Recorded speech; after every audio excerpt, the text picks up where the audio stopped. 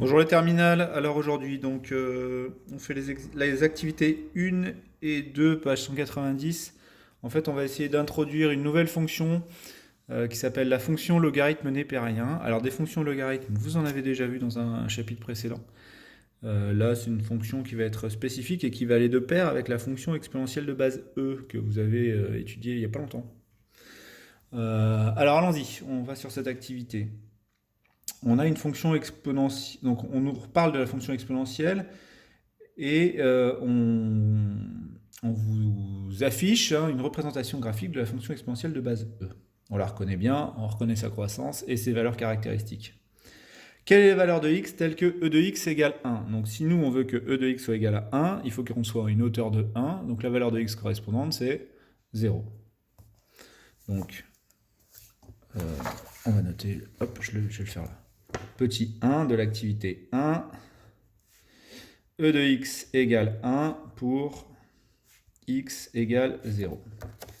En utilisant le graphique, donnez là où les valeurs approchées de x telles que e de x égale 5. Bon, on va prendre le graphique, la calculatrice je vous laisse faire. On veut que e de x soit égal à 5, donc on veut un point de la courbe d'une hauteur de 5. On se place donc ici, et là on voit qu'on a un x qui est compris entre 1 et 2.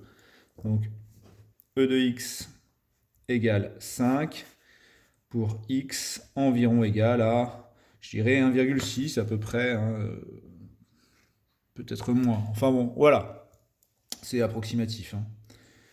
Ok, donc ça c'est le 2a. En petit b, l'équation e de x égale 0 a-t-elle des solutions et pourquoi?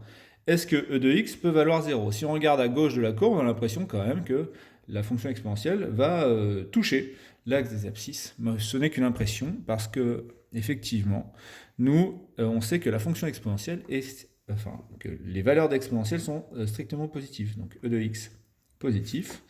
Donc, e de x égale 0 n'admet pas de solution.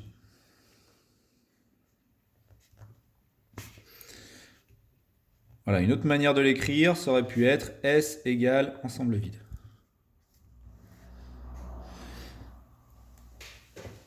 Ok, petit 3.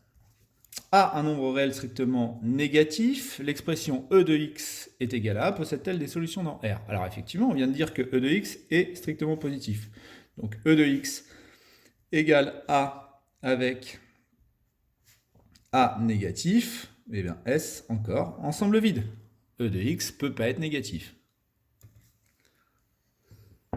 Voilà. La question 4. Soit A un nombre réel strictement positif, combien d'équations e de x égale A semble-t-il avoir de solutions? Eh bien, si on est dans des valeurs positives, c'est-à-dire A peut prendre n'importe quelle valeur qu'on va pouvoir lire sur l'axe des ordonnées. Si je cherche son antécédent, je vais en trouver un seul, un unique antécédent. En fait, ça vient de la stricte croissance de la fonction. Ça, on n'a pas besoin vraiment de le démontrer. D'ailleurs, on n'a pas les outils en terminal STI pour le démontrer. Donc, on va pouvoir dire que l'équation e de x égale a avec a positif admet une solution. Et cette solution est unique.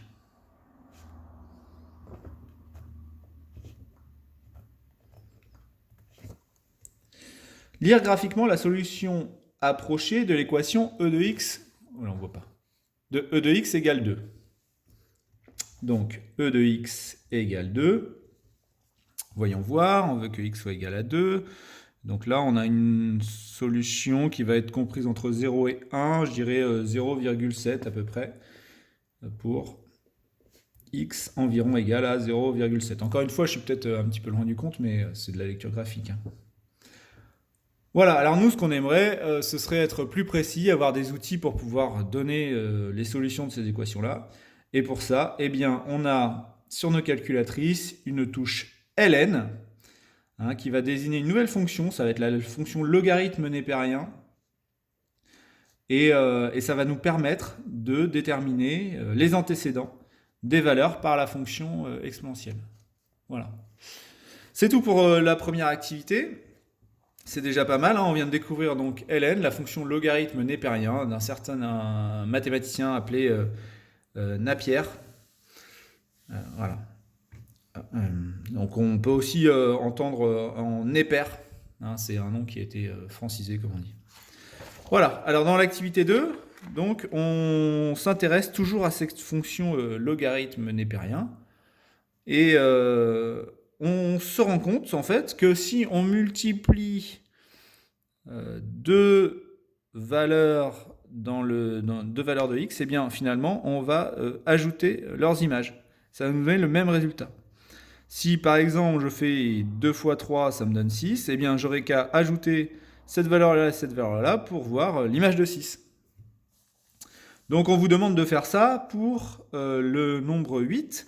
Donc pour obtenir 8 ici, je peux prendre 2 et 4. 2 fois 4, ça fait 8. Donc pour obtenir le résultat en face, je vais faire l'image de 2 plus l'image de 4. Je vous laisse le faire à la calculatrice. Pour 15, de la même manière, je vais prendre la valeur 3 et la valeur 5. 3 fois 5, ça fait 15. Et donc je vais prendre l'image de 3 plus l'image de 5. Pour 18, on va prendre 3 et 6. 3 fois 6, ça fait 18. Donc je vais prendre l'image de 3 plus l'image de 6. Voilà, donc là c'est très facile à faire. Que doit-on mettre en face de 1? Ça c'est une bonne question. ln de 1, combien ça peut valoir? Eh bien, il faut se demander comment on obtient 1 avec exponentielle. Eh bien, quelle valeur de x est solution de e de x égale 1? Eh bien, en fait, e de x égale 1 pour x égale 0. Je vais vous le noter. Donc, pour l'activité 2,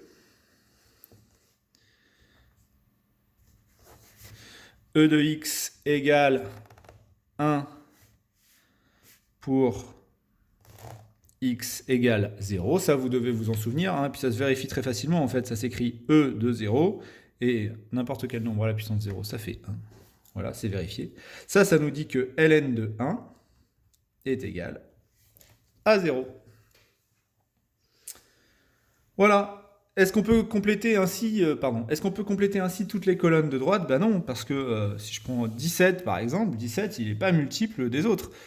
C'est un nombre premier, donc il est multiple de 1 et de 17, et c'est tout, c'est le seul diviseur entier. Donc on ne peut pas l'obtenir comme ça. Cet outil de tableau ne va pas être suffisant pour pouvoir répondre à toutes les questions, pour pouvoir donner toutes les valeurs de la fonction logarithme. Voilà. Alors, on nous demande de compléter deux formules qui vont être importantes pour le cours. ln de a fois b, ça va être ln de a, ln de a plus ln de b. ln de a sur b, ce sera ln de a, qu'est-ce que j'ai moi? Ln de a moins ln de b. Et ln de 1 sur a égale à moins ln de a. Voilà, à la suite, dans l'activité, on vous demande de compléter un tableau. Hop, je me déplace. Voilà. On vous demande de compléter ce tableau. Alors, vous prenez votre calculatrice et vous rentrez dans votre table la fonction ln. Hop, menu, table, la fonction, c'est pas celle-ci, la fonction ça va être ln de x.